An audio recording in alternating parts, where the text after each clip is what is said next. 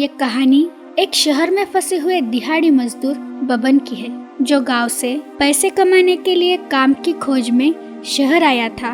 अचानक कोरोना की वजह से लॉकडाउन शुरू हो गया और बेचारा बबन अपने गांव और परिवार से दूर शहर में ही फंस गया। लॉकडाउन को लगभग 1 महीना हो चुका था। बबन एक 10 बाय 10 की छोटी सी खोली में 7-8 लोगों के साथ जैसे तैसे अपना गुजारा कर रहा था। उसके पास के सारे पैसे खत्म हो गए थे। लॉकडाउन में काम न मिलने की वजह से गरीब मजदूर लोग भूख से बेहाल हो गए थे। फिर बबन को और उसके साथ के बाकी मजदूरों को खाने के लिए लंबी कतार में 5-6 घंटे खड़े रहने के बाद बड़ी मुश्किल से खाना मिल रहा था। बबन पर बहुत मुश्किल घड़ी आ गई थी।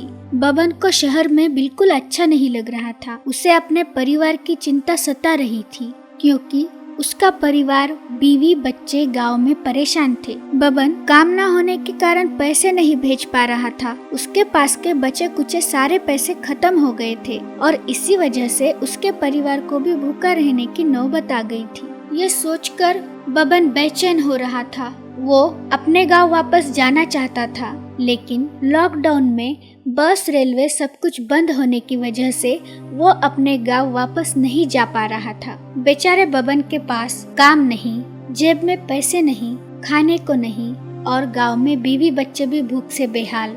शहर में फंसा पड़ा बबन गांव भी नहीं जा पा रहा था। वो सोच में पड़ गया, यहाँ भूख से मरने से तो अच्छा है कि मैं अपने गांव जाकर मरूं। कम से कम वहाँ मेरे अपने तो पास होंगे। बबन को ऐसी परिस्थिति में क्या सोचे क्या नहीं, अच्छा बुरा कुछ समझ में नहीं आ रहा था। 2-3 दिन से बबन को भरपेट खाना भी नहीं मिला था, क्योंकि मजदूर लोग ज्यादा और खाना कम था। फिर कुछ देर बाद वहाँ के स्थानिक नेता खाने के पॉकेट बांट रहे थे, तो भूख से परेशान बेचारा बबन वहाँ पर चला जाता है और लंबी कतार में वो भी खड़ा हो जाता है और इसी चिंता में रहता है कि उसका नंबर आने तक खाना रहेगा या नहीं। वो नेता अपने हाथों से खाना बांट रहा होता है। फिर बबन का नंबर आता है। वो खाना देख के बहुत खुश हो जाता है और वो खाना लेने के लिए हाथ आगे करता है। फिर वो बबन के हाथ में खाना देता है। खाना देखते ही भूखे पेट बबन से रहा नहीं जाता और वो झट से एक निवाला उठाकर खाने ही वाला होता है। तो वो नेता बोलता है, अरे रुक, एक फोटो खींचने दे। बेचारा बबन उसके फोटो निकालने तक वही हाथ में खाने की ओर देखते हुए खड़ा रहता है और वो नेता फोटो निकालते हुए ये सोचता है, आज मैंने जो खाना बांटा है इसकी तस्वीरें मैं फेसबुक पे डाल दूंगा, ताकि सबको पता तो चले कि मैंने खाना बांटा है। अगले इलेक्शन में मुझे इस अन्नदान का कुछ तो फायदा होना चाहिए। लोगों की नजर में छा जाने का इससे अच्छा मौका और कहाँ मिलेगा। ऐसा सोचते हुए फोटो निकालने को कहता है, लेकिन बेचारा बबन मन ही मन सोचता है, मेरी गरीबी और मजबूरी का ये लोग इस तरह से मजाक उड़ा रहे हैं। मुझे बहुत भूख लगी है, खाना सामने है पर मैं खा नहीं सकता, क्योंकि इस दानशूर को अन्नदान करते हुए फोटो निकालना है। पता नहीं इस वक्त ये फोटो जरूरी है या मेरी भूख। बबन गरीब जरूर है, लेकिन वो भिखारी नहीं है। वो खुददार है, जो मेहनत करके अपनी कमाई का खाना चाहता है। पर लॉकडाउन के इस बुरे वक्त ने उसे इतना लाचार और मजबूर बना दिया है कि वो काम नहीं कर सकता और उसे जिंदा रहने के लिए ऐसे लोगों पर निर्भर रहना पड़ रहा है, जो ऐसे मुश्किल हालातों में भी अपने मतलब के लिए अपनी राजनीति चमकाना चाहते हैं। फेसबुक और व्हाट्सएप के लिए स्टेटस बनाना चाहते हैं, ताकि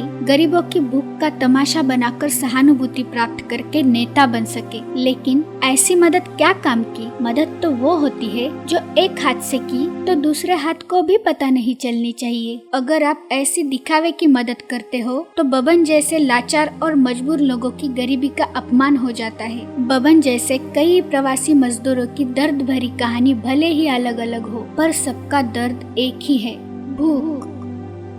ये कहानी एक गरीब मजदूर आदमी भोला की है, जो अपने पूरे परिवार को लेकर काम की तलाश में गांव से शहर आ गया। उसका पूरा परिवार हर रोज मेहनत मजदूरी करके अपना पेट पालता था और दिन का गुजारा करता था। वो हर रोज मेहनत करके कमाने वाले लोग थे। जब तक वो रास्तों पर निकलकर कुछ ना कुछ काम ना करे, तब तक उन्हें खाना नहीं मिलता था।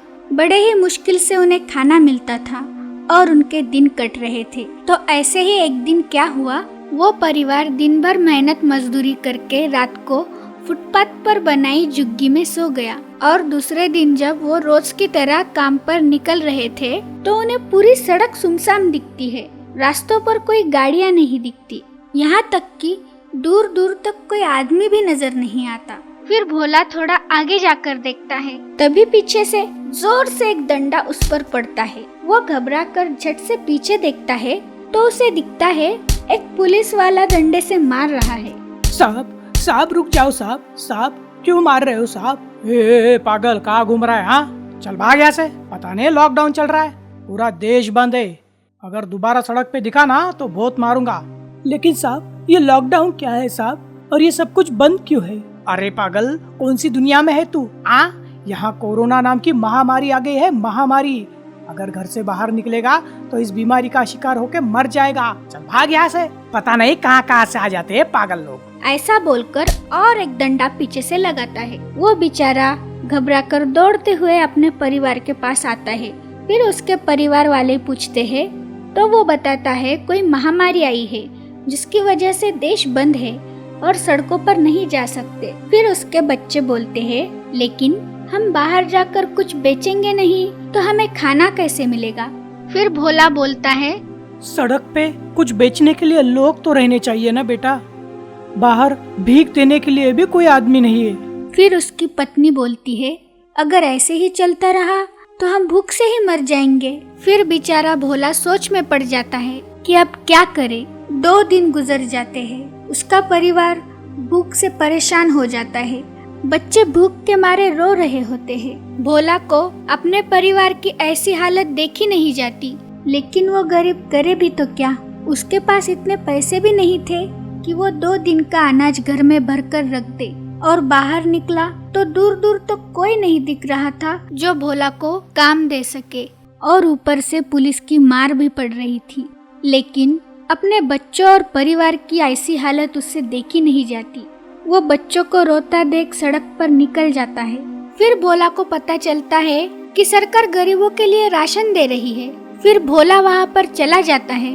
वहाँ जाकर भोला को पता चलता है कि राशन सिर्फ उन्हें ही मिल रहा है जिनके पास राशन कार्ड है।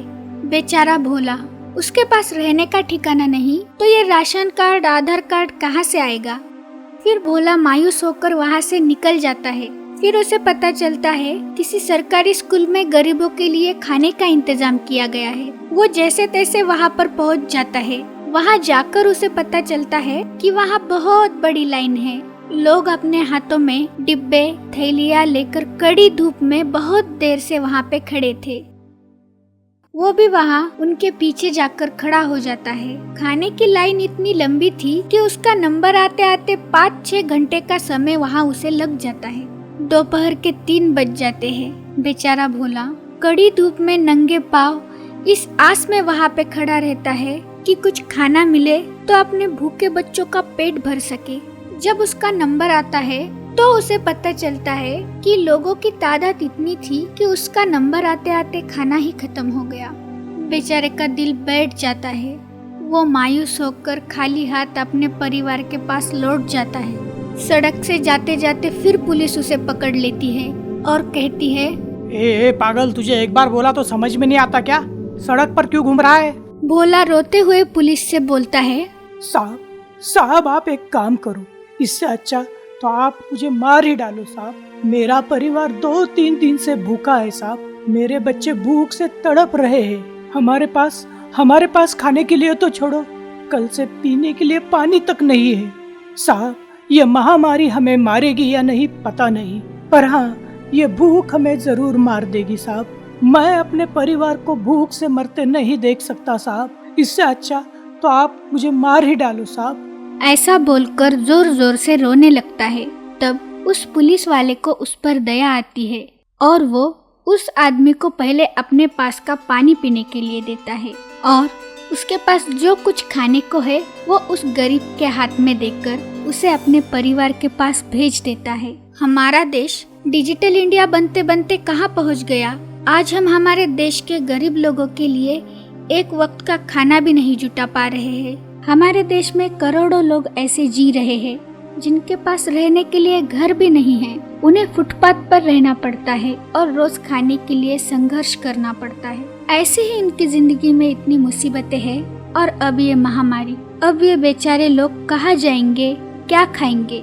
इनके पास इतने पैसे नहीं हैं कि ये 2 दिन का खाना भी घर में लाकर रख सके।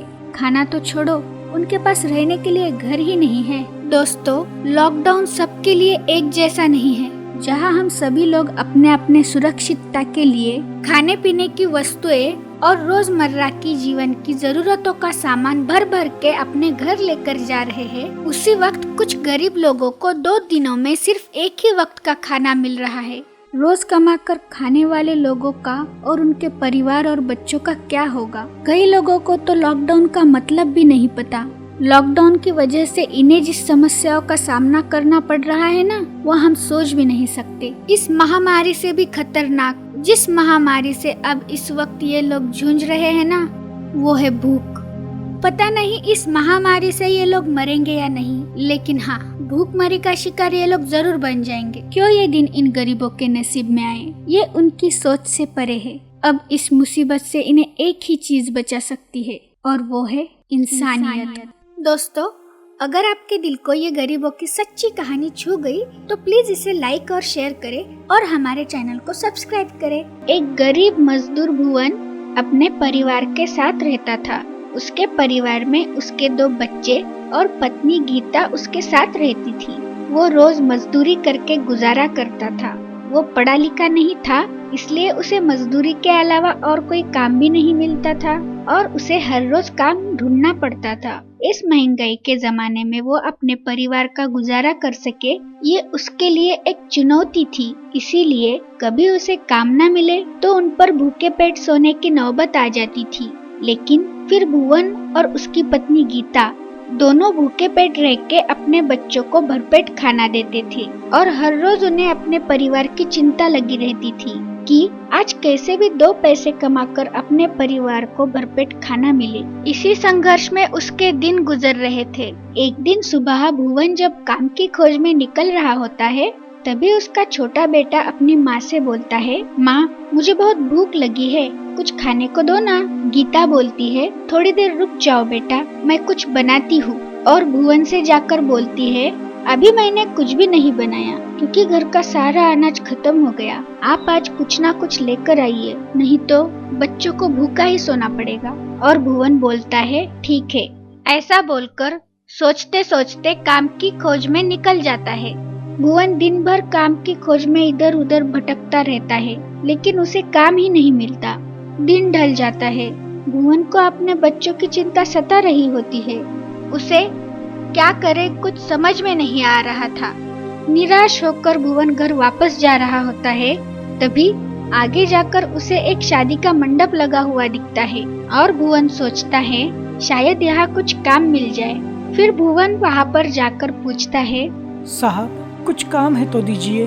वो आदमी बोलता है, काम तो बहुत है, बर्तन साफ करेगा? हाँ हाँ भाई साहब, जो भी काम हो करूँगा, मुझे बस काम दे दीजिए। आदमी बोलता है, ठीक है, आ जाओ। ऐसा बोलकर भुवन को अंदर ले जाता है। फिर भुवन बर्तन साफ करने लगता है और बर्तन साफ करते करते वो देखता है लोगों ने अच्छी अच्छी मिठाइयाँ थाली में ही फेंक दी थी। ये देखकर भुवन मन ही मन सोचता है, इतनी अच्छी अच्छी मिठाइयाँ पकवान लोगों ने थाली में छोड़कर ऐसे ही फेंक दिए हैं। काश ये मेरे बच्चों को मिल जाते तो उनका पेट भर जाता। फिर भुवन सोचता है, वैसे भी इन लोगों ने ये मिठाइयाँ फेंक दी है, अब इन्हें कोई नहीं खाएगा। क्यों ना मैं इसे अच्छे से अलग रखकर घर ले जाऊँ ताकि ये मेरे बच्चे खा पाए। लेकिन वो मन ही मन सोचता है, मैं मेरे बच्चों के लिए ये झूठा कैसे ले जाऊँ। तभी उसे अपनी पत्नी गीता की सुबह की बात याद आती है। अभी मैंने कुछ भी नहीं बनाया क्योंकि घर का सारा अनाज खत्म हो गया। आप आज कुछ ना कुछ लेकर आइए, नहीं तो बच्चों को भूखा ही सोना पड़ेगा। रात हो जाती है। एक तरफ उसके बच्चे की भूख और दूसरी तरफ उसकी मजबूरी। इसके आगे भुवन को अच्छा बुरा सही गलत कुछ समझ में नहीं आता। अपने बच्चों की भूख के आगे एक मजबूर बाप का स्वाभिमान हार जाता है। फिर वो बर्तन साफ करते करते उसमें से कुछ अच्छे अच्छे पकवान एक कैरी बैग में भरकर बाजू में रख देता है और उसी वक्त मेहमानों को मिठाइयाँ कम पड़ जाती है। तभी एक आदमी आकर बोलता है, साहब मेहमानों को मिठाई कम पड़ गई, जल्दी से बनवानी पड़ेगी। कम पड़ गई? अच्छा ठीक है, मैं रसोई घर में जाकर देखता हूँ। और वो रसोई घर में जाता है। तभी वहाँ से अपना काम करके भुवन जमा किए हुए अच्छे अच्छे पकवान हाथ में लेकर जा रहा होता है। तभी वह आदमी भुवन के हाथ में मिठाइयाँ देखता है। उसे लगता है मैंने इसे बर्तन धोने का काम दिया और ये मिठाइयाँ गायब कर रहा है, और गुस्से से भुवन की तरफ जाता है और बोलता है, रुक जा, ये क्या है? खाना चोरी कर रहा है? यहाँ मेहमानों को कम पड़ रहा है और तू थैलियाँ भर भर कर लेके जा रहा है। रुक, अभी तुझे सबक सिखाता हूँ। भुवन डर कर बोलता है, नहीं नहीं साहब, मैंने चोरी नहीं की। लोगों ने फेंका हुआ झूठा बचा कुचा मैं अपने भूखे बच्चों के लिए लेकर जा रहा हूँ साहब, मैं चोर नहीं हूँ। आदमी बोलता है, ऐसा? तो बता इसमें क्या है? और देखता है तो उसमें उसे अच्छे अच्छे पकवान दिखते हैं, अच्छी अच्छी मिठाइयाँ दिखती है जो कि लोगों ने वैसे ही फेंक दी थी। और मिठाइयाँ देखकर वो बोलता है, ये तो झूठे नहीं दिख रहे हैं, ये तो अच्छे अच्छे मिठाई और पकवान दिख रहे हैं। और भुवन से बोलता है, झूठ बोलता है, बच्चे का नाम लेकर चोरी करता है। रुक, तुझे अभी सबक सिखाता हूँ। और ऐसा बोलकर उसे मारने लगता है। ये सब देखकर वहाँ पर भीड़ जमा हो जाती है। जैसे ही लोगों को पता चलता है कि ये चोर है, बजाय ये जाने कि उसने क्या चुराया है और क्यों चुराया है, लोग उसे पीटने के लिए दौड़ पड़ते हैं। भुवन को मारता देख पूरा झुंड उस पर हाथ साफ कर देता है। मारने वालों में से आधे लोगों को ये पता भी नहीं रहता कि वो किसे और क्यों मार रहे हैं। लोग उसकी मजबूरी देख ही नहीं पाते, बस चोर समझकर मारना चालू कर देते हैं। एक गरीब मजबूर आदमी को मारकर ऐसा महसूस कर लेते हैं कि उन्होंने बहुत बहादुरी का काम किया है। भुवन को इतना मारते हैं कि अधमरी हालत में बेहोश और लहूलुहान होकर वो वहीं पर गिर जाता है। बेचारा भुवन, काम के पैसे तो मिले नहीं और ऊपर से बहुत मार पड़ी। वो आखिर तक ये समझ ही नहीं पाया कि आखिर मेरी गलती क्या थी जो मैं इस भीड़ की मार का शिकार बन गया। दोस्तों, हम ऐसे पढ़े लिखे लोगों के समाज में जी रहे हैं जहां हमें अच्छा बुरा, अमीर गरीब, चोरी या मजबूरी, इनमें फर्क ही नजर नहीं आता। ऐसे कई मजबूर भुवन हैं जो समाज की हिंसक भीड़ का शिकार बन जाते हैं और कभी अपने घर वापस लौट ही नहीं पाते। तो दोस्तों, कभी भी किसी गरीब की मजबूरी और उसके हालातों को समझो